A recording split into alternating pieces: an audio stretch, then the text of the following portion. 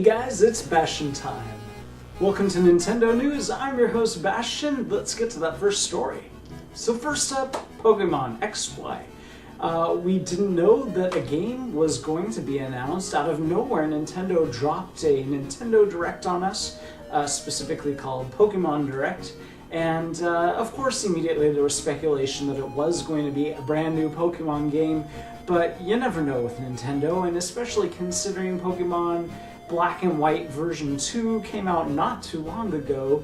Who could have guessed that they would be developing a brand new 2-game thing for the Nintendo 3DS?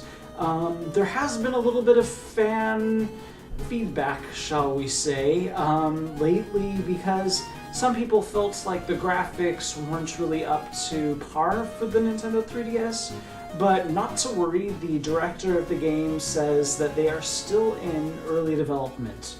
So I think he even said very early development. So in all likelihood, there'll be some improvements, probably graphically. But anyway, of course, as you know, the XY portions stand for the first letters of the 2 new legendary Pokemons. I'm not going to try to pronounce their names because I haven't yet heard anybody actually pronounce their names, so I don't want to mess it up. But anyways, looks like it's going to be a lot of fun, and we have to wait all the way until October though. But it's something on the horizon, so that's pretty awesome. Speaking of Pokemon, we've got a piece from Did You Know Gaming wherein they talk about one of the attacks used in the Pokemon series called blade testing. And what's kind of unusual about blade testing is it has roots in historical samurai practices, and it's kind of a little dark, because apparently what would happen is when they would get a brand new sword, the way they would test it supposedly was taking it out in the middle of the night onto some sort of path, and some innocent person passes by, and then they test the blade. So yikes. But anyways, I guess you gotta figure out if your sword works some way. Another Did You Know Gaming bit is something that I think I had already heard before, but completely had forgotten about, and that's the fact that in the Japanese version of Super Mario World, Yoshi can eat dolphins. Now that's kind of unusual. You might remember in Super Mario World there are those dolphins that sort of leap out of the water. I think it's only in one particular level, and so you just sort of jump from dolphin to dolphin to make your way across the water. In the Japanese version, of course, Yoshi can eat them. In the American version, that's not the case. If you try to stick your tongue out at them, it's like trying to stick your tongue out at a rock wall. Nothing's gonna happen. But I guess it's due to cultural differences that when they were preparing the game for North America, there's some cultural differences as far as eating dolphin goes, so you can't do it in the North American version, and I'm fine with that. Another piece of interesting Mario Did You Know Gaming stuff is that in Paper Mario The Thousand Year Door, the German version names that snowy area as Großfrostheim, which is German for big frosty home. And that's kind of interesting because the Nintendo of Europe headquarters at the time, and I think it might still be the case, is in a town that has a name that's very similar to that. It's Groß-Ostheim, so it's just sort of a pun, a play on words. So it's kind of fun to see that in each territory, Nintendo gives their localization team latitude to sort of make puns and jokes that are specific to that area. So pretty amusing there for the Germans.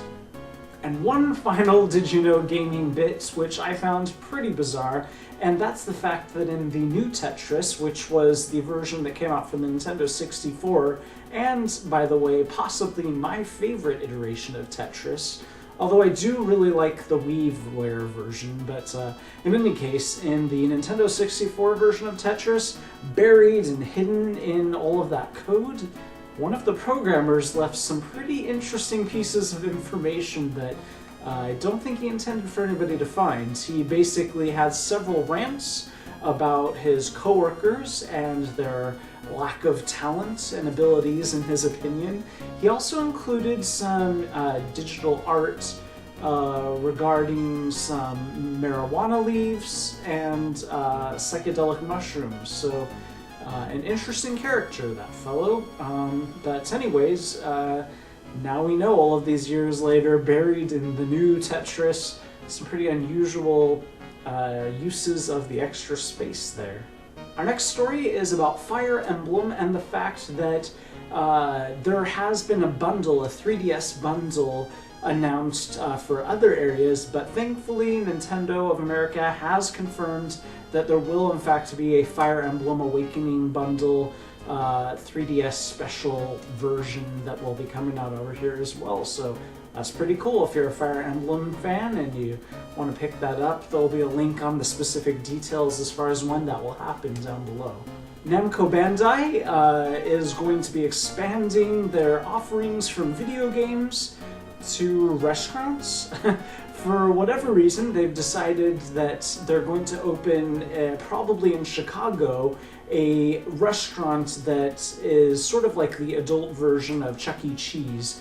It will have video games and electronic entertainment of that sort, but it will be meant not for the little kids. So that's kind of a very interesting idea. Also, it's not just going to serve up cheap pizza or anything, but, you know, more high-quality restaurant food. So it'll be kind of interesting to see how those two mesh. I think it's a great idea. I would love to go to a place like that. But anyways, we'll just have to wait and see what happens. And then they do plan on, if that's successful, making a chain out of it and spreading across the Americas.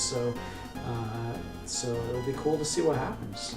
So that's it for this episode of Nintendo News. Of course, tomorrow is the second Zelda News episode. Then 2 days from now, the second Nintendo News episode. See you then, guys. Bye.